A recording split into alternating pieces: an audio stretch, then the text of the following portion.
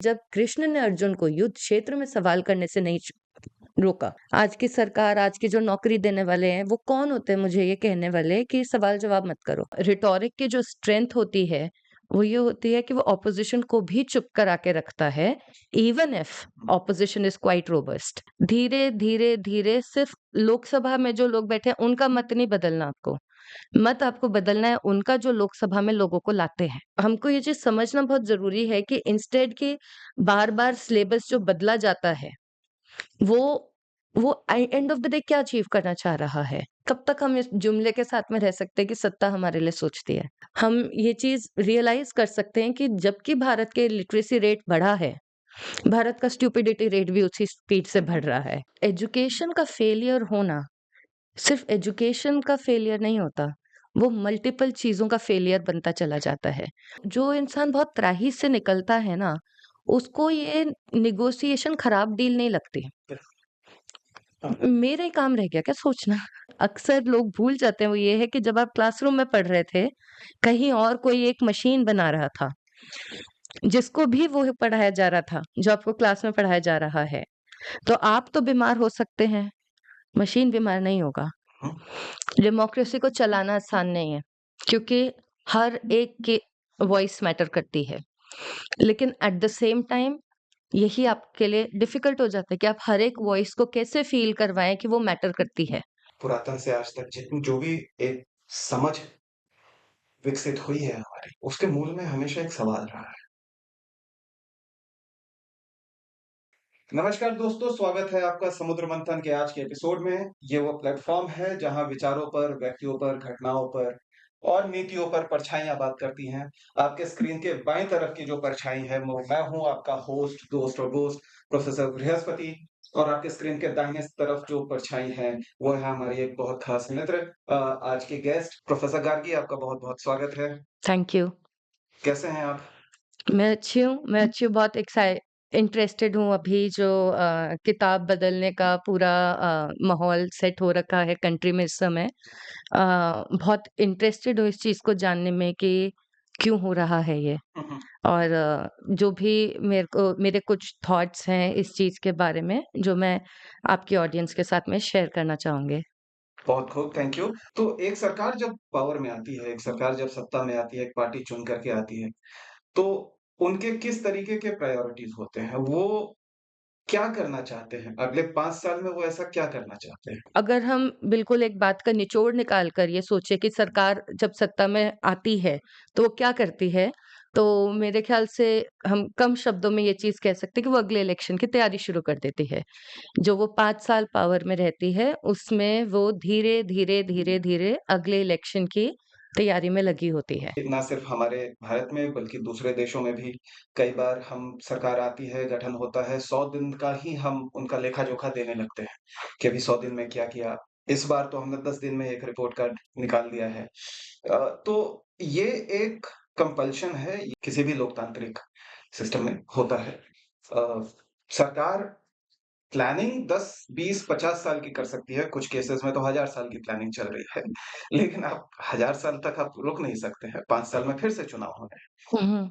तो सरकारों के लिए ये बहुत ज़रूरी है कि आप ऐसा रिज़ल्ट दें और कई लेवल्स पे, कई क्षेत्रों में, कई बातों को लेकर के रिज़ल्ट दें, जो कि इमीडिएट हो। जी, जी। बिल्कुल, बिल्कुल। मतलब मैं एक वोटर हूँ, तो मैं बिल्कुल चाहूँगी कि सरकार जो मुझे प्रॉमिस करती है, वो अपना प्रॉमिस कैसे फुलफ़िल करती है। और क्योंकि एक सरकार काफ़ी टाइम से अगर पावर में रहती है, तो ये एक्सपेक्टेशन भी होती है कि अब थोड़ा फ़ास्टर काम करेगी, है ना? मतलब आप बहुत टाइम से कंट्रोल आपके हाथ में है। लेकिन एक जो बहुत अंडरस्टैंडेबल सी बात है पावर के बारे में, वो ये है कि जिसके पास में पावर और कंट्रोल है, सच। सत्ता, हुँ, वो उसका सुख नहीं छोड़ना चाहता।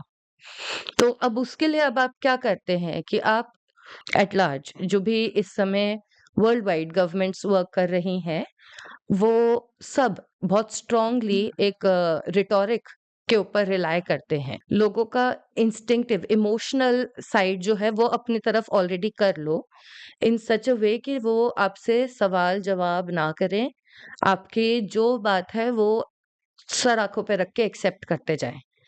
इस बारी जैसे जब इलेक्शन हुए और काफ़ी सारे न्यूज़ रिपोर्टर्स ग्राउंड रिपोर्टिंग करने जब जाते हैं, तो काफ़ी वीडियोज़ उस तरीके की भी आती थी कि एक सेगमेंट है वो कहता है कि यार जो मोदी जी ने प्रॉमिस किया था वो मीट नहीं हुआ, इस बारी मोदी जी नहीं आएँगे। एक और सेगमेंट है जो कहता है कि हमें पता है मोदी जी ने काम नहीं किया, पर वोट तो उन्हीं को जाएगा।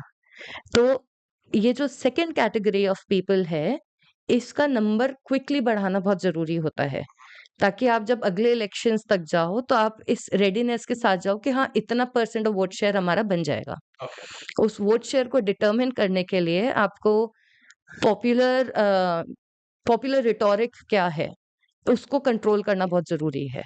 लेकिन रेटोरिक से पेट नहीं पलता है। रेटोरिक से जुमले से किसी का घर नहीं घर चलता। नहीं चलता है।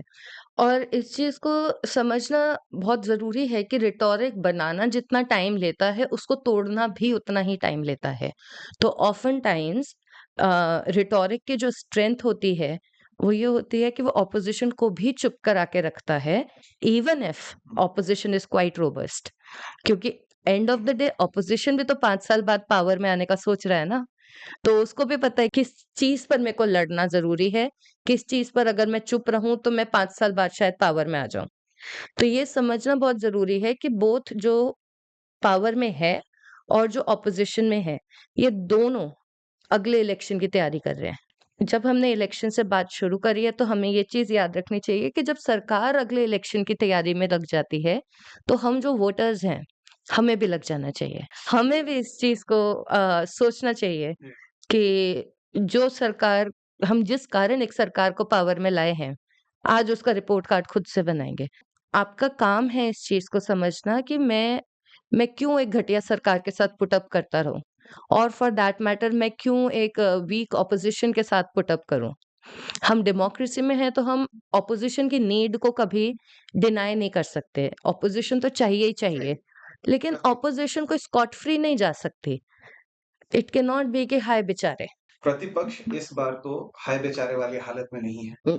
बिल्कुल, लेकिन हमारे ऑपोज़िशन को ये चीज़ समझना ज़रूरी है कि जितना दम वो लोकसभा में दिखा रहे हैं, थोड़ा उसके बाहर भी दिखाएँ। बिल्कुल। एजुकेशन एक इम्पोर्टेंट चीज़ होती है, जो मेरे को ये चीज़ सिखाती है कि कैसे कैसे मैं इस चीज़ का डिटर्मिनेशन करूँ कि क्या ये सरकार मेरे लिए काम करेगी, नहीं करेगी, मैं सरकार से सवाल-जवाब किस तरीके से करूँ। हमको ये चीज़ समझना बहुत ज़रूरी है कि इंस्टेड कि बार-बार सिलेबस जो बदला जाता है, वो वो एंड ऑफ द डे क्या अचीव करना चाह रहा है? एजुकेशन इन इटसेल्फ अ, का एंड गोल क्या होता है? क्यों हमें एजुकेटेड सिटीज़न्स चाहिए? एंड एजुकेशन एक हल्का वर्ड नहीं है। सिर्फ़ किताब पढ़ लेना, सिर्फ़ स्कूल चले जाना, सिर्फ़ नंबर अच्छे आ जाना, ये एजुकेशन नहीं होता। एजुकेशन का सबसे इम्पोर्टेंट फ़ैसेट जो है, वो है कि वो आपको सोचने पर मजबूर रखता है। तो अब हमारे में ये कोई बिल्कुल नई चीज़ नहीं है, हमारे कल्चरल प्रैक्टिस रही है, तो क्या हम अपना वो कंप्लीट उस कल्चर को भूलना चाहते हैं, जो हमें क्वेश्चनिंग के लिए एनकरेज करता है? ऑन द कॉन्ट्ररी हम इस चीज़ के लिए बिल्कुल रेडी हैं कि हम डिलिबरेटली व्हाट्सएप यूनिवर्सिटी की चीज़ों को पढ़ेंगे, हम टिकटॉक की बातों पर भरोसा करेंगे। हम उस कल्चर के इनहेरिटर्स हैं, जो कहता है कि लिसन मैं क्यूरियोसिटी का कल्चर, है ना? वो हमें कहता है कि हर एक चीज़ के बाद ये पूछना बुरी आदत नहीं है, क्यों? हुँ। लेकिन धीरे, धीरे, धीरे रिटॉरिक का जो गेम रहा है, वो ये है कि जिसने अब क्यों पूछा, या वो जेल जा रहा है, या वो शैडो बैन हो रहा है सोशल मीडिया पर, या उसको इन इटसेल्फ बहुत ट्रोल किया जा रहा होता है। बहुत ज़्यादा डेथ थ्रेट्स वगैरह इस तरीके से दबाया जाता है कि जो भी एक अलग आवाज़ निकले, जो कि हमारा सेंस ऑफ बीइंग शिफ्ट करे, उसको दबा दो। तो ये दबाना ज़रूरी क्यों है? इसके अंदर एजुकेशन का बहुत इम्पोर्टेंट रोल है कि आपको पता भी नहीं चलता कि आप कब-कब में कंप्लाइंग बन चुके हैं। हम एक वर्ड यूज़ करते हैं पॉलिटिकल साइंस में कि आप कब-कब में सिटिज़न से सब्जेक्ट बन गए। एक तो है कि आप सिटिज़न हो, हुँ, एक है कि मैं जानती हूँ कि मैं सिटिज़न हूँ। उसमें एक फ़र्क होता है। जैसे ऑफ़ कोर्स मेरी सरकार मेरे को ये नहीं बताएगी कि कब-कब में मैंने अपना सिटिज़न होने का वो कैपेसिटी लूज़ कर दिया है, क्योंकि जब मेरे को वो रियलाइज़ होगा तो मैं जुमला कैच कर लूँगी। हुँ, तो वो तो मेरे को बताया नहीं जा सकता, वो एक बहुत सटल गेम चल रहा होता है। लेकिन इस चीज़ को समझना इन इटसेल्फ बहुत ज़रूरी है कि एजुकेशन जो आपका एक बहुत ही इम्पोर्टेंट स्ट्रॉन्ग पॉइंट इंडिया के कल्चर का हमेशा से रहा है। वो एनकरेज करता है हमें अलग सोचने को। ऑपोजिशनल सोचना is not what I am saying, अलग सोचने को। ये जो आपने ज़िक्र किया सवाल पूछने का कि क्यों होता है, कैसे होता है, ऐसा ही क्यों होता है, ऐसा क्यों नहीं हो सकता है, वैसा क्यों नहीं हो सकता है। आप जातक कथाएँ उठा लीजिए, पंचतंत्र उठा लीजिए, हितोपदेश उठा लीजिए, ये जितने बच्चों के लिए जो किताबें लिखी हुई हैं, उसमें भी इस तरीके के गूढ़ चीज़ों के बारे में बात किया हुआ है। तो एक हमारी सभ्यता, संस्कृति में सवाल-जवाब करना, शास्त्रार्थ करना, एक बहुत बड़ा, बहुत हेल्दी प्रैक्टिस रहा है और उसमें लोग एक-दूसरे से असहमत होते हैं, हर तरह से असहमत होते हैं और इसी असहमति का कारण है कि जो फ़िलॉसफ़ी है, जो दर्शन है हमारे, इतना रिच है, वो इतना वृहद है कि उसमें हर तरह के आपको विचार की जगह है। मैं आपकी बात से एक बात जोड़ना चाहूँगी कि जो हमारे लिए डिफ़िकल्ट है इंडिया में, वही हमारी स्ट्रेंथ है, डेमोक्रेसी। हुँ, डेमोक्रेसी को चलाना आसान नहीं है, क्योंकि हर एक की वॉइस मैटर करती है। लेकिन एट द सेम टाइम यही आपके लिए डिफ़िकल्ट हो जाता है कि आप हर एक वॉइस को कैसे फ़ील करवाएँ कि वो मैटर करती है। तो क्या इसका सॉल्यूशन सिंपली ये हो सकता है कि जो ये डाइवर्सिटी ऑफ वॉइसेज़ है, इसको कम कर दो? जितना आप इस डाइवर्सिटी को रिस्ट्रिक्ट करोगे, उतना आसान होगा शासन करना। उस चीज़ को समझना ज़रूरी है कि शासन करना is very different from citizens के साथ में डेमोक्रेसी को बिल्ड करना। शासन में आप सब्जेक्ट बन जाते हैं, आप सिटिज़न से सब्जेक्ट। जी। जो मैं आपको पॉलिटिकल वॉइस की बात कह रही थी कि सिटिज़न अपनी तरफ से ये एफर्ट ज़रूर करेगा कि अगर मेरे को वोट करना है, तो मैं वो सेकंड कैटेगरी वाले वोटर में नहीं हो सकता जो कहते हैं हमें पता है मोदी जी ने काम नहीं किया, पर वोट तो उन्हीं को जाएगा। सिटिज़न का ये ज़रूर हो सकता है कि यार मैं मोदी से डिसएग्री करता हूँ, पर मेरा ऑपोज़िशन में ट्रस्ट नहीं है। इस कारण मैं मोदी को वोट कर रहा हूँ। तो जब आप अपना वोट एक्सप्लेन कर पाने की कैपेसिटी रखें और उसके अंदर आप कोई आवाज़ ऊँची करके बात करने की ज़रूरत नहीं है, कोई डाँट-डपट के, मार-पीट के अपना पॉइंट ऑफ व्यू किसी पर लगाने की ज़रूरत नहीं है। तो हम उस तरीके के कल्चर के साथ में क्यों नहीं रहना चाहते? क्यों हम इस चीज़ के साथ में कंफर्टेबल हैं कि मोदी जी ने किया है, ठीक ही किया होगा। हम कब से ऐसे हो गए? जब जब इमरजेंसी भी हुई थी इंदिरा गांधी की, कितने भारी संख्या में लोगों ने अपोज़ किया था उसको। अभी भी हम सबको पता है कि हम इमरजेंसी में हैं। हम सबको पता है कि हम सवाल-जवाब करें तो गलत, हम सवाल-जवाब ना करें तो हम अपने साथ गलत कर रहे हैं।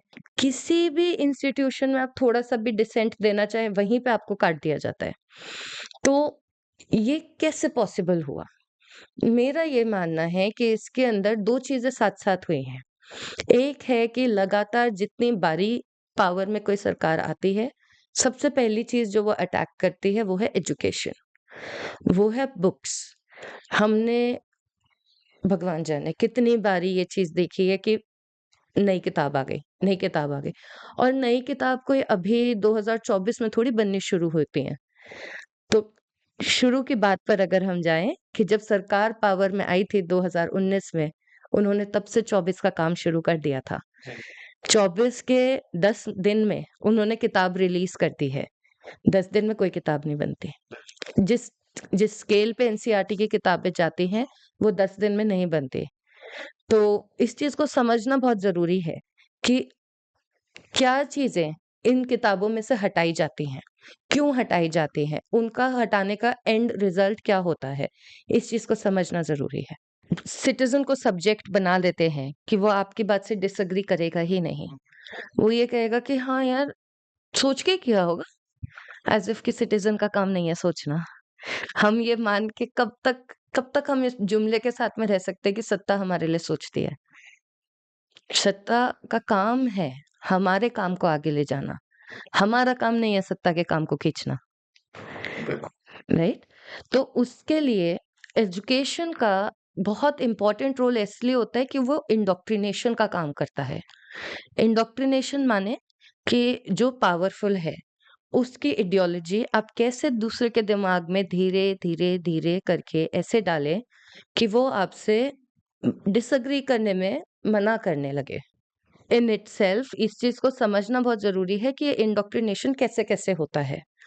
एक एक फ़ियर, आपको बहुत डराया जाता है।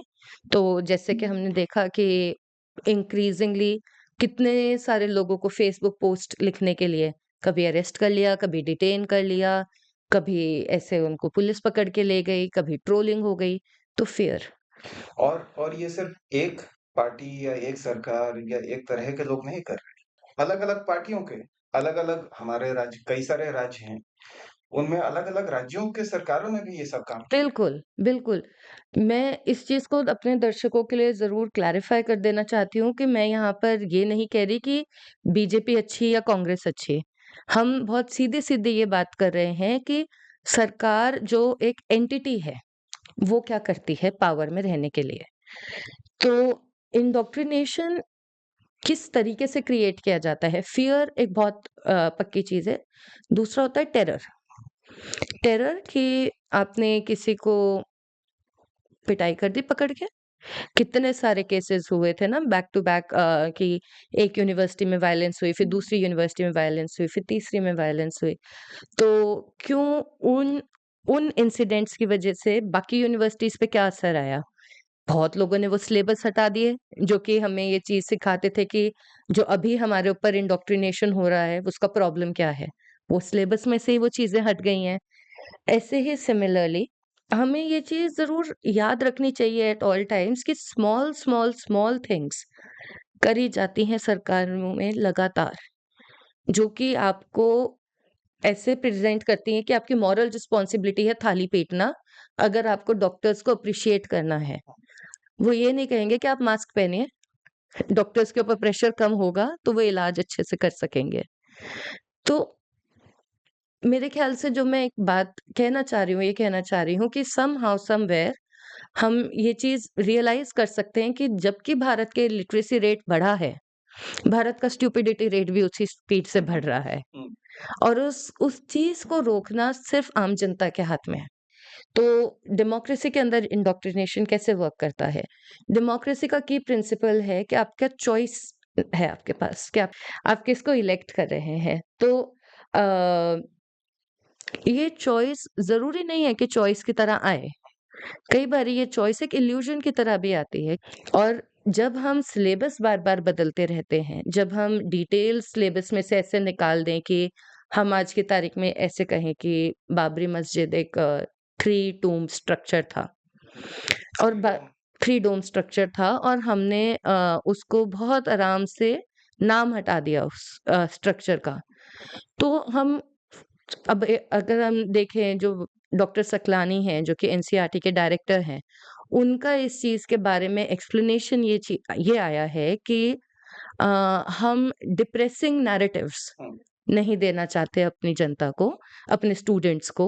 हम ऑप्टिमिस्टिक रखना चाहते हैं हुँ, उनको। तो छोड़ दीजिए, ठीक है? पेपर लीक हो रहे हैं। पेपर लीक हो रहे हैं। पिछले 5 4-5 सालों में लगभग 70 से 75 क्षेत्रीय, राज्य के द्वारा करवाए हुए एग्ज़ाम से लेकर के यूजीसी, एनटीए जो एग्ज़ाम्स करवाती है, वो उसके पेपर लीक हो रहे हैं, पेपर्स कैंसल हो रहे हैं, एग्ज़ाम रिकंडक्ट किए जा रहे हैं। बच्चे उस पे डिप्रेस नहीं होंगे। कल परीक्षा देना मुझे जाना है 300, 250, 300 किलोमीटर यात्रा करके मैं आज कहीं पहुँचा हूँ ताकि आज मैं होटल लेकर के वहाँ रुका। ताकि कल सुबह 9 बजे से अगर परीक्षा है तो मैं उसमें टाइम से पहुँच के अपना परीक्षा दे सकूँ, एग्ज़ाम और एक जगह पे पहुँच सकूँ, जीवन में कुछ पा सकूँ। बिल्कुल, बिल्कुल। वो डिप्रेसिंग नहीं है। इतनी भयंकर लीकेज, इतनी भयंकर तरीके से मिसमैनेजमेंट नहीं होता था। अब ये बढ़ रहा है। आप बताइए, आपको लगता है कि अगर मैं पूरे साल तैयारी करी और वो पेपर लीक हो गया और मेरे को पता चला जब मैं पेपर लिखने आई कि वो पेपर लीक हो गया है, तो मतलब मेरे को गम इस बात का है कि पेपर लीक हुआ है, या मेरे को गम इस बात का है कि जो मेरा समय लगा, वो एकदम से शून्य हो गया? और एक डिसअपॉइंटमेंट है, एक निराशा है सिस्टम से, क्योंकि बिल्कुल। सिस्टम ने हमें फ़ेल किया है। आपने हमें बताया कि पढ़ाई करो, पढ़ाई करोगे, अच्छे नंबर लाओगे, रट लो, क्योंकि एग्ज़ाम में आएगा। रट के हमने एग्ज़ाम भी दे दिया, रटने में भी मेहनत लगती है। उहुँ, सिस्टम का से एक तरीके का निराशा होती है कि हम बिल्कुल, कर क्या रहे हैं? ये क्या देश बना दिया हमने, ये क्या सिस्टम बना दिया? ये क्या यूजीसी और क्या ये एनटीए हमने बना दिया है? ये हो क्या रहा है? बिल्कुल। और और सॉरी एक हुँ, चीज़ और देखिए, ये शिक्षा का जो प्रॉमिस था, एक विश्वास दिलाया था सिस्टम ने, सरकारों ने बोला था कि बेटा कुछ नहीं होता है, जन्म की लॉटरी तो आप हार गए हैं, हुँ, हुँ, हुँ, हुँ, ठीक है? आप किस कारण, किस जगह पे, किस दशा में, कहाँ कैसे पले, कहाँ बड़े हुए, किस परिवार में जन्म लिए, ये लॉटरी है। ये तो चलिए जिसका जो था वो जीता-हारा वो अपनी जगह है। हुँ, लेकिन हाँ, पढ़ाई एक ऐसी चीज़ है जो कि एक आपको पैरिटी पे लेकर के आती है, उहुँ, ठीक है? कि शिक्षा आपने मेहनत की, अच्छे नंबर लेके आओगे तो अच्छे कॉलेज में दाखिला मिलेगा, अच्छा नौकरी मिलेगी, अच्छा जीवन व्यतीत कर सकते हो, सामाजिक आर्थिक रूप से आप ऊपर उठ सकते हो। बिल्कुल। ये जो एक प्रॉमिस था, हुँ, ये उसके साथ भी धोखा है बहुत बड़ा। बिल्कुल है। मेरे ख़्याल से सिर्फ़ बाबरी मस्जिद का किताब में से नाम हटाने से स्टूडेंट्स का डिप्रेशन नहीं जा रहा। स्टूडेंट्स के डिप्रेस होने के बहुत कारण हैं, इंक्लूडिंग कि उनकी एजुकेशन का जो प्रॉमिस है कि आपको एक वेल पेइंग जॉब मिलेगी, आप लाइफ में बाकी चीज़ों के मामले में भी स्टेबल फ़ील करेंगे, राइट? आपकी इनकम अच्छी आएगी, तो आप एक अच्छा घर बना सकते हैं, अच्छा हेल्थ केयर अफ़ोर्ड कर सकते हैं। तो एजुकेशन का फेलियर होना, सिर्फ़ एजुकेशन का फेलियर नहीं होता, वो मल्टीपल चीज़ों का फेलियर बनता चला जाता है। कि अब ना मेरे को जॉब मिली, मेरा एम्प्लॉयमेंट फेलियर हो गया, मेरा इनकम फेलियर हो गया, मेरा एज़ एन इंडिविजुअल जो रिलेशनशिप फैमिली एंड कम्युनिटी के साथ है, उसमें फेलियर हो गया। तो इस चीज़ को जो प्रॉब्लम है वो ये है कि हमारे यहाँ पे सबको ये चीज़ क्यों लगने लग गई है कि एजुकेशन तो होती रहेगी, स्किल्स बना लेते हैं पहले। वो स्किल्स आपको ना बहुत थोड़े टाइम के लिए सपोर्ट कर पाते हैं और स्किल्स का एक बहुत अलग पर्पज़ है। आपको क्विक पैसा मिलता है, आप उसमें बह जाते हैं, लेकिन जब आपकी स्किल रिप्लेसेबल बन जाएगी, आप उतनी क्विकली वो पैसा लूज़ करेंगे। सो प्रोफ़ेसर गार्गी, क्या आप हमारे दर्शकों को ये बताएँगे कि जो इंडोक्ट्रिनेशन है और रोट लर्निंग है, ये एक-दूसरे को कैसे प्रमोट करती हैं? ये एक-दूसरे के लिए एक पूरक का काम कैसे करती हैं? जी, रोट लर्निंग यानी कि जो हमें रट्टा मारना सिखाया जाता है स्कूल के अंदर, वो एक शॉर्ट टर्म गोल का होता है, एग्ज़ाम टू एग्ज़ाम। तो अक्सर हम देखेंगे बहुत लोगों के अंदर इस चीज़ को कि क्लास में आगे बढ़ते रहते हैं, पीछे का भूलते रहते हैं। वो इंडोक्ट्रिनेशन से कैसे कनेक्ट होता है कि आप सोचने की अपनी कैपेसिटी को यूज़ नहीं कर रहे हैं। आप ये चीज़ आप शॉर्टकट ले रहे हैं एक तरीके से कि मेरे को पता है कि एग्ज़ाम में यही वाले क्वेश्चंस आएँगे, जितना मैं टीचर की भाषा में लिखूँगा, उतने ज़्यादा मेरे को नंबर मिलेंगे। एंड मैं इस चीज़ को बिल्कुल डिनाई नहीं करना चाहती कि ये बहुत बड़ी मात्रा में स्टूडेंट्स के लिए एक इम्पोर्टेंट नीड होती है कि हमारे स्कोर्स अच्छे आते रहें। लेकिन इन ऑल ऑफ दैट अब जैसे अगर एनसीईआरटी के डायरेक्टर की ये स्टेटमेंट है कि हमारी इंग्लिश के बुक्स के अंदर भारत और इंडिया इंटरचेंजेबली यूज़ होगा। तो उनका मतलब लॉजिक काफ़ी इंटरेस्टिंग है कि ये यूनिटी को प्रमोट करता है। मेरा उसमें जो थॉट है वो ये है कि भारत और इंडिया एज़ नेम्स हमेशा से एग्ज़िस्ट करे हैं। हम जब स्कूल में थे तो हम भी रोज़ गाते थे एक गाना कि हम सब भारतीय हैं एंड हम सब इंडिपेंडेंस डे पे ये भी गाते थे आई लव माय इंडिया। तो हम सब उस माहौल में बड़े हुए हैं जहाँ भारत और इंडिया के बीच का फ़र्क नहीं था। ज़्यादा ट्रांसलेशन की तरह से वो एक्ट करता था, at least in the classrooms. तो अब हमारी इंग्लिश की हिंदी में किताबों में ही हिंदी में बात कर रहे हैं तो भारत बोलते थे, हम भारत के लोग। और जब अंग्रेजी में हो रही थी बात तो इंडिया बोलते थे। We the people of India, है ना? तो तो अब क्यों हम अपनी इंग्लिश की किताब के अंदर भारत और इंडिया इंटरचेंजेबली यूज़ करना चाहते हैं? ये एक पॉलिटिकल असर्शन होता है। आप आप सिर्फ भारत और इंडिया, अब भाषा का ट्रांसलेशन नहीं रह गया। भारत वो है जो पुराना था, जो ओरिजिनल है, जो पोटेंट है। इंडिया वो है जो कि कॉलोनियल रेसिड्यू है, इन अ वे, लेफ्ट ओवर है। तो एक, जिसे हम कहें कि एक पर्यायवाची शब्द थे ट्रांसलेशन के ये दोनों, वो बहुत लोडेड एंटिटीज़ बन गई हैं, और जब हम रॉट लर्निंग करते रहते हैं, तो जो इनके अंदर की लोडेडनेस है, जो ये आइडियोलॉजिकल वेट कैरी कर रहे हैं, ये नाम इन इटसेल्फ, उस चीज़ को हम नहीं रजिस्टर करते।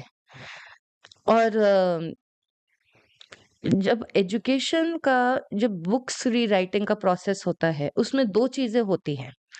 एक होता है इरेज़र, एक होता है इंसर्शन। तो इरेज़र होता है कि आप कौन-सी चीज़ को हटा रहे हैं टेक्स्ट में से। मिटाना, हटाना, दबाना, तीनों चीज़ें। आप किस एंड के लिए इस चीज़ को कर रहे हैं। ल और दूसरा जो इंसर्शन होता है वो ये होता है कि जो चीज़ आपने हटाई है, उसको आप कौन-सी इन्फॉर्मेशन से रिप्लेस कर रहे हैं, या कौन-सी इन्फॉर्मेशन बढ़ा-चढ़ा के लिख रहे हैं, कौन-सी इन्फॉर्मेशन को एक पैराग्राफ दे रहे हैं। Book designing, specially NCERT level का, जो कि पूरे देश में सर्कुलेट होती हैं बुक्स, वो उसी से हमारे बहुत, छात्र भी पढ़ते हैं, उसी से हमारे सिविल सर्विसेज के एस्पिरेंट्स भी पढ़ते हैं। बिल्कुल। तो एट वन्स रोट लर्निंग का जो काम है, वो ये है कि आप सवाल-जवाब ना करो। आप बस, जिसे कहें ना कि गोल पर नज़र रखो, गोल अचीव कर लो, और फिर आप पावर होने के बाद भी सब्जेक्ट ही रहते हो। पावर होने के बाद भी आप सिटिज़न नहीं बने। तो ये कनेक्शन को समझना बहुत ज़रूरी है कि रोट लर्निंग हमारी क्रिटिकल थिंकिंग को रोकता है। हमारे अंदर रोट लर्निंग, रट्टाफिकेशन जिसे कहें, हम वो चीज़ ना करें, तो हम इस जुमलेबाज़ी को समझ सकते हैं। और यहीं पे आपका एजुकेशन और रोट लर्निंग का डिफ़रेंस आ जाता है, कि जो रट्टाफिकेशन है वो आपको कहेगा कि 1 vote 1 value and you select the leader of your country. जो एजुकेशन है वो आपको कहेगी कि भैया आप अपने एमएलए से ज़्यादा किसी को नहीं चूज़ कर सकते। आपका काम वहाँ खत्म। आप प्रधानमंत्री चुनते ही नहीं है। MLA, MP. एमएलए, एमपी, आपका काम उन्हीं से है। आप प्रधानमंत्री चुनते ही नहीं है। ये चीज़ हमें एजुकेशन सिखाती है। बहुत सही बात बोली। और 2 एपिसोड पहले आचार्य शुक्राचार्य जो हैं हमारे, वो ये बात कह रहे थे कि, और मैं डिस्क्रिप्शन में वो एपिसोड का लिंक डाल दूँगा हमारे दर्शकों के लिए। शुक्राचार्य कह रहे थे कि एक इंसान, प्रधानमंत्री, ही हर चीज़ के लिए ज़िम्मेवार नहीं हो सकता है, चाहे वो अच्छा हो, चाहे वो खराब हो, उसी के लिए उसको क्रेडिट देना, उसी के लिए उसको डिस्क्रेडिट करना, ये नहीं चलना चाहिए, ये नहीं होता है। और अब तो उसमें एक स्टेप आगे जाकर के कह रही हैं कि हम तो प्रधानमंत्री नहीं चुनते हैं। हम नहीं चुनते हैं, हम और इसीलिए बहुत ज़रूरी है कि हम अपने लोकल मुद्दों पर बहुत फ़ोकस करें। हम ये चीज़ समझें कि मेरा स्कोप ऑफ इन्फ्लुएंस कितना है। मैं कहाँ से कहाँ तक चीज़ें बदल सकती हूँ। नागरिक होने के नाते, एक आम भारतीय होने के नाते, मैं किन चीज़ों को बदल सकता हूँ? अपने वोट से। Of course. इस चीज़ को समझना बहुत ज़रूरी है, क्योंकि जब हम ये चीज़ सोच लेते हैं ना कि हम तो मोदी जी को ला रहे हैं, मोदी जी हमारी दिक्कत नहीं सॉल्व करेंगे, मेरे घर के आगे सड़क नहीं बनी, इसमें मोदी जी कुछ नहीं कर सकते। लेकिन हाँ, जो मेरा लोकल एमएलए है, मैं उसको जाके बोल सकती हूँ कि यार, काउंसलर है जो, वो मेरा पॉइंट ऑफ कॉन्टैक्ट है। वो मेरा पॉइंट ऑफ कॉन्टैक्ट है, जो कि अगर मेरा मुद्दा जेन्युइनली बहुत ज़्यादा नेशनल अटेंशन माँगे, तो वो मेरा रिप्रेजेंटेटिव है जो जाके बैठता है। मेरा काम मेरे रिप्रेजेंटेटिव, अच्छे रिप्रेजेंटेटिव को इलेक्ट करना है। तो इंडोक्ट्रिनेशन और रॉट लर्निंग कैसे काम किया कि सारे दिन मीडिया बोला मोदी की गारंटी, अब की बार 400 पार, नमो नमो मोदी मोदी, सब कुछ सब कुछ। आपने सवाल जवाब नहीं किया। जो सुना सर में डाल लिया और वहां से कब-कब में आपने अपनी सोच खत्म करके ये थोपी हुई सोच को अपनी सोच बना ली। ये पूरा गेम है इंडोक्ट्रिनेशन का, जो आप मत आरोपण कह रहे थे। ये गेम है पूरा का पूरा और इसके अंदर एजुकेशन एक कैटलिस्ट है। एजुकेशन इस चीज को फास्टेस्ट करेगा, मोस्ट एफिशिएंटली करेगा। कैसे करेगा मोस्ट एफिशिएंटली? कि एक साथ में आप 26 करोड़ बच्चों के पास में कहोगे कि 3 डोम स्ट्रक्चर था, बाबरी मस्जिद नहीं थी। तो सडनली हमारे पास में एक very ripe population of students होगी, जिन्हें सिर्फ उतनी ही हिस्ट्री पता है जितनी हमारी सरकार चाहती है कि उन्हें पता हो।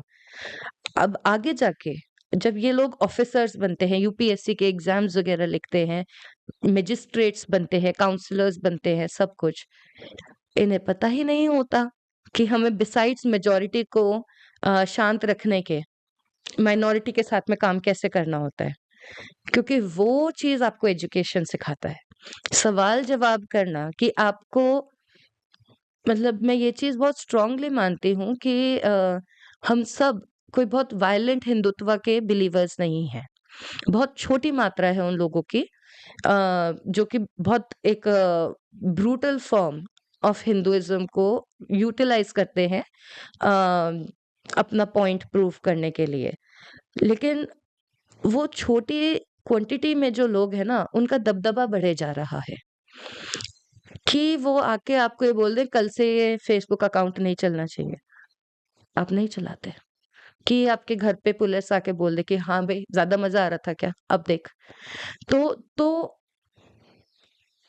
हमें ये चीज समझना जरूरी है कि हमने अपना लोकल लीडर इतना खराब सिलेक्ट किया कि जिसको मैं रिस्पॉन्सिबल कर रही हूँ मेरी मेरी सेफ्टी, मेरी सिक्योरिटी, मेरे वेलबींग के लिए, वो ही मेरे घर में घुस के मेरी काट रहा है।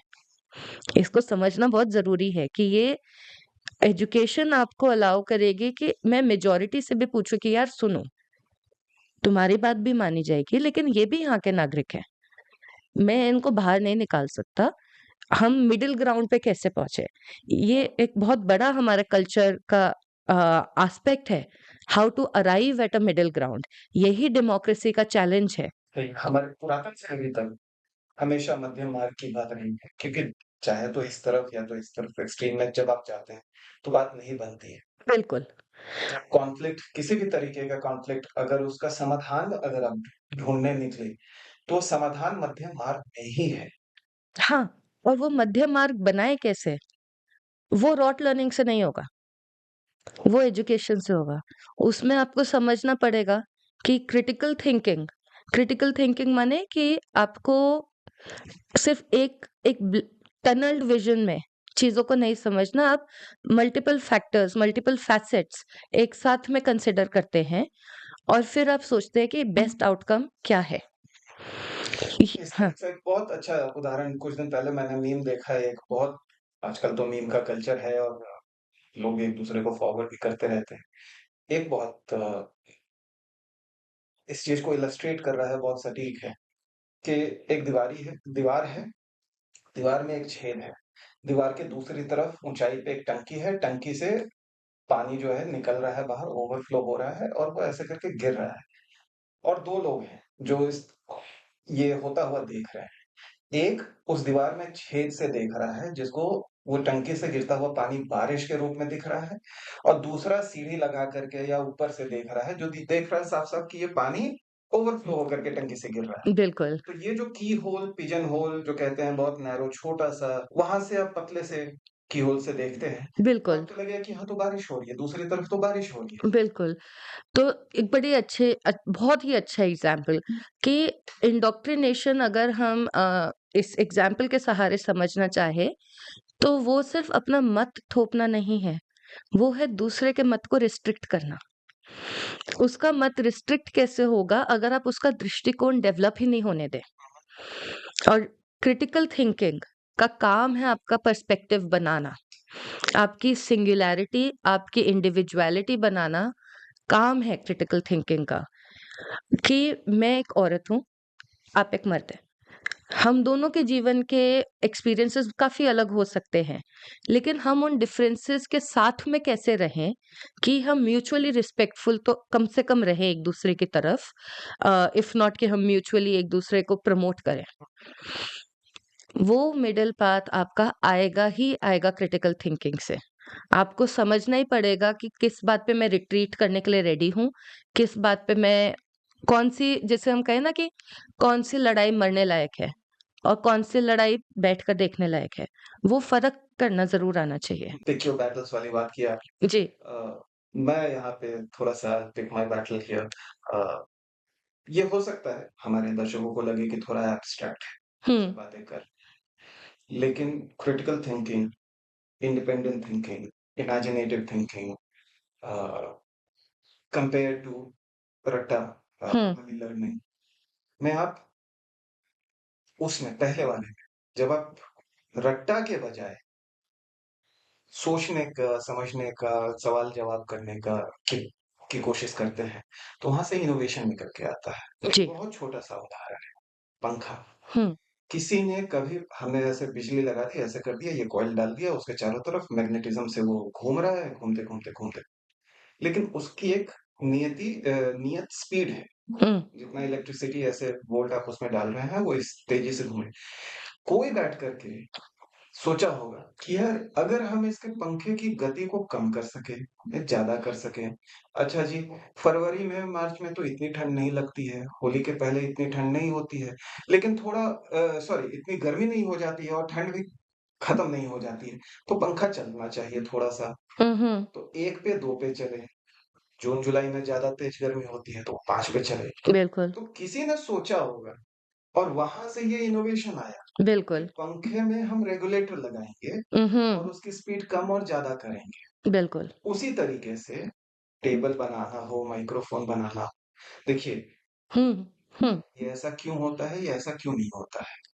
बादल काले बादल क्यों होते हैं, सफ़ेद बादल क्यों होते हैं? हुँ, दोनों में अंतर क्या है? जी, जी, शुरुआत में हमने ये सब बैठ के इन बातों पे सोच-विचार किया है, जी, देखा है, फिर एक्सपेरिमेंट्स हुए हैं। जैसे-जैसे साइंटिफिक एडवांसमेंट्स हुए हैं, फिर हमने एक्सपेरिमेंट करके देखे और हमारे संविधान में भी इस बात की गई है कि इस एक साइंटिफिक टेम्परामेंट डेवलप किया जाए। जी, तो क्रिटिकल थिंकिंग से इनोवेशन भी होता है बिल्कुल, और आज के जो इतने पेचीदा हमारे सामने बहुत बड़े विकराल रूप लिए हुए ये जो समस्याएँ हैं, जैसे क्लाइमेट चेंज का है, प्लास्टिक का है, हमारे ब्लड स्ट्रीम्स में नैनो प्लास्टिक अब पाए जा रहे हैं। हुँ, ये जितने छोटे से लेके बड़े स्तर तक कि ऐसी कैसे हम सड़क बना दें, जो एक बारिश में धुल ना जाए, हुँ, हुँ, ठीक है? वहाँ से लेकर के इतना बड़ा कि दुनिया में क्लाइमेट चेंज हो रहा है। इस साल की गर्मी पिछले कई सालों की गर्मी से कहीं ज़्यादा और चुनाव में हमने देखा कि लगभग 70-75 लोग कर्मी चुनाव में जो लगे हुए थे, उनकी मौत हो गई है। गर्मी से गर्मी से हज में यात्रा कर रहे थे लोग और 1000 ऐसे से ही हम ज़्यादा तीर्थ लोग। तीर्थ करने गए हैं और कई देशों के लोग, हमारे भी 95-98 नागरिक, हालाँकि सरकार ने कह दिया कि वो नेचुरल कॉज़ेज़ से मरे हैं, उनकी मृत्यु हुई है, लेकिन वो वहाँ गए हुए थे। तो विकट एक तीर्थ है वो भी और इस गर्मी में कुल मिलाकर के सऊदी में लगभग 1000 से ज़्यादा लोग अ, मर गए मर हैं। चुके हैं जी, हज करते हुए। जी, तो ये दिखाता है कि छोटी समस्याएँ से लेकर के बड़ी जो समस्याएँ हैं हमारी, उनका समाधान ढूँढने के लिए ज़रूरत है हम कि थोड़ा क्रिटिकली सोचें, जी, थोड़ा इनोवेशन के साथ सोचें, तो एक नए नज़रिए से सोचें और नया नज़रिया अगर आप पिजन होल से देख रहे हैं, की होल से देख रहे हैं, तो वो तो नज़रिया आपने ऑलरेडी छोटा किया हुआ है। बिल्कुल। इतना वृहद जो दीवार के ऊपर कितनी चीज़ें हैं, कितना बड़ा आपका दायरा खुल सकता है, वो उसको आप रोक रहे हैं कहीं न कहीं, उसको आप लिमिट कर रहे हैं। जी, बिल्कुल। हमारा जो एक कल्चर ऑफ रोte लर्निंग रहा है, रटाफिकेशन का, उसके का उसका बहुत एक अलग साइड भी जो देखने को मिलता है, वो ये है कि रिसेंट में, मतलब मानो पिछले 15 से 20 साल में, आपको पैसे का लोभ देकर सोचने के लिए कहा कि आप सोचना कम कर दो, पर आप सारी ज़िंदगी ऐश में रहोगे। तो जो इंसान बहुत त्राही से निकलता है ना, उसको ये नेगोशिएशन खराब डील नहीं लगती। हाँ, मेरा ही काम रह गया क्या सोचना? है ना? मतलब वो वाली चीज़ कि हम ही सोच-सोच के दुखी होते रहें, क्वेश्चन कर-कर के दुखी होते रहें और बाकी दुनिया तो जी पैसे भी कमा रही है, घर भी बना रही है। तो एक ये बड़ा जिसे कहें कि एंटाइसिंग अल्टरनेटिव है कि सवाल-जवाब मत करो, जस्ट जो लकीर के फ़कीर बन के रहो आप और उसके अंदर आपका फ़ायदा ये है कि देखो जो लोग नहीं बन रहे ना लकीर के फ़कीर, वो तो जेल जा रहे हैं। तो तुम जेल भी नहीं जाओगे, तुम्हारी नौकरी भी अच्छी होगी, तुम्हारे घरवाले भी सेफ रहेंगे, हो सकता है प्रमोशंस भी जल्दी-जल्दी हो जाएँ। तो जितना ज़्यादा तुम इंडोक्ट्रिनेशन को एक्सेप्ट करोगे, उतना क्विकली हम तुम्हें सक्सेस एक आर्थिक रूप से आपकी तरक्की होती तरक्की रहेगी। होती जी, रहेगी। जी। बिल्कुल, सब लोगों ने सोचा कि shortest route through maximum money, maximum comfort क्या है? वो ज़्यादातर लोगों ने किया और हमने एक पूरा एक्रोनिम देखा इसके आसपास डेवलप होते हुए स्टेम एजुकेशन।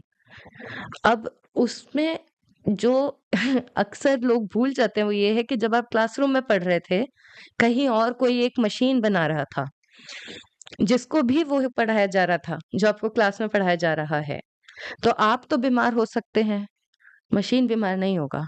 तो आप हट गए, आपको ले ऑफ कर दिया।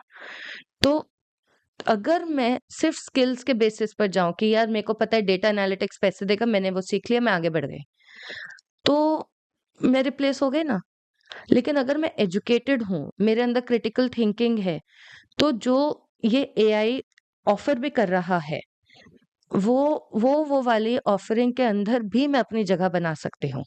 एग्ज़ाम्पल के लिए मैं बच्चों को एसेज़ लिखना सिखाती हूँ। मैं पढ़ाती हूँ कि किस तरीके से आप अपना आर्गुमेंट बनाएँ, आप किस तरीके से अपनी बात को पेश करें और कितना पावरफुली आप अपने बात को पेश कर सकते हैं, मेरा ये काम है। तो बहुत सारे यूनिवर्सिटीज़ में इस समय ये चिंता है कि बच्चे एआई से अब आर्टिफ़िशियल इंटेलिजेंस से अपने एसेज़ लिखवा के ले आते हैं, आंसर लिख लेते हैं। और बच्चे क्या, अब तो जर्नल्स के अंदर भी काफ़ी सारे प्रोफ़ेशनल्स के आर्टिकल्स पकड़े गए हैं, जो कि एआई के हैं। यहाँ पर भी आपका क्रिटिकल थिंकिंग आता है, कि किस तरीके से मैं अपने सवाल चैट जीपीटी फॉर एग्ज़ाम्पल से पूछता रहूँ कि वो इतना पॉइंटेड आंसर दे मुझे कि कोई और वो आंसर नहीं लिख सकता। फिर मैं थोड़े वर्ड्स का फेर-बदल करके और वो प्लेजरिज़्म का सब हटा दूँ। वो स्टेज बहुत लेट आती है। बहुत ज़्यादा लंबे टाइम आपको एआई के साथ में I am not talking about experts here, I am talking common users आपके और मेरे जैसे कि ये अपने आप में एक स्ट्रगल होता है फिगर करना कि क्या मैं पूछूं कि मेरे को वो आंसर मिले जिस तरीके से मैं उस आंसर को चाहता हूँ। तो अ, मैंने अपने एक्सपीरियंस में इस चीज़ को नोट करा है कि जो नए यूजर्स होते हैं उनका कैच कर पाना बहुत आसान है। भाषा ही बहुत अलग है एआई की और उसके अंदर मैं अपनी जगह कैसे बना पाती हूँ कि मैं उनको सिखाती हूँ फिर भी कि देखो इसने तुम्हें ये आर्ग्यूमेंट जनरेट करके दिया, वेरी नाइस। अब तुम ये बताओ कि तुम इसको एस्टैब्लिश कैसे करोगे? इसके अंदर तुम एग्ज़ाम्पल्स कौन से लोगे? इसके अंदर तुम कोटेशंस कौन-सी डालोगे? डेटा कौन-सा डालोगे? हम अब एवोल्यूशन के, ह्यूमन एक्जिस्टेंस के उस स्टेज में आ चुके हैं जहाँ पे टेक्नोलॉजी को विथड्रॉ करना बहुत मुश्किल है। उसके बिना हम अपनी एक्जिस्टेंस इमेजिन भी नहीं कर सकते। जनता ये पॉडकास्ट नहीं देख सकती अगर टेक्नोलॉजी ना हो। नहीं, हम बना नहीं सकते अगर नहीं हो, राइट? लेकिन उसके बाद भी ये टेक्नोलॉजी उपज इंसान के दिमाग की है। तो इंसान का दिमाग ही इस टेक्नोलॉजी की शॉर्टकमिंग्स भी देख सकता है, इसके इसके हाइलाइट्स भी देख सकता है और उसके साथ भी काम कर सकता है। इसीलिए एजुकेशन और रोte लर्निंग में फ़र्क समझना ज़रूरी है। ये समझना ज़रूरी है कि हमारी किताबें हमें किस तरीके की एजुकेशन के लिए प्रमोट कर रही है। क्या वो मेरे को पिजन होल के अंदर डाल रही है? क्या वो मेरे को ये हिंदू-मुस्लिम, भारत-इंडिया पैसा-गरीब इसके बीच में मेरे को छोड़ दिया कि मेरे ऊपर एक पहाड़ ऑफ प्रॉब्लम्स तो डाल दिया, लेकिन मेरा दिमाग सॉल्यूशन बनाने के लिए डिज़ाइन ही नहीं किया। इस चीज़ को हमारे को समझना ज़रूरी है। देखिए, चलिए चमत्कार की। आपने बहुत सही बात करी और मैं अपनी चर्चा को पहले हम जो बात कर रहे थे, उस पे थोड़ा-सा ले जाता हूँ कि कैसे अर्जुन को जो पुरानी शिक्षा व्यवस्था थी हमारी, उसमें सिर्फ स्किल नहीं सिखाते थे, उसमें रटवाते भी नहीं थे। सिर्फ हुँ, कुछ जगहों पे रटना काम आता है। आपको सॉरी थ्योरम्स और इक्वेशंस रटने हैं, वो रटने हैं, ठीक है। लेकिन अगर हम अर्जुन की बात करें, तो अर्जुन को सिर्फ तीर चलाना नहीं सिखाया गया। या हम अर्थशास्त्र की बात करें, पंचतंत्र की बात करें, जहाँ पे राजाओं को, राजकुमारों को आगे चल के राजकाज सँभालने की ट्रेनिंग दी जाती थी, शिक्षा दी जाती थी या मंत्री बनने की कोई कोई ज़िम्मेवारी वाला पद आपको सँभालना होता है, उसके लिए एक शिक्षा व्यवस्था बनी हुई थी। तो उसमें तीर चलाना एक कला है, एक स्किल है, वो आपने सीखी, लेकिन उसके साथ धर्म संगत न्याय कैसे करते हैं, जी, ये बात आती है। जी, उस समय सही और गलत क्या है इन चीज़ों को समझें। अर्थ बिल्कुल। का ज्ञान होता है। सो धर्म, अर्थ, काम 3 चीज़ धर्मशास्त्र हैं हमारे, अर्थशास्त्र हैं और कामशास्त्र है। और वो आपको एक सोचने समझने वाला व्यक्ति बनाता था। वो बिल्कुल, आपको न्याय संगत बनाता था, वो आपको धर्म संगत बनाता था।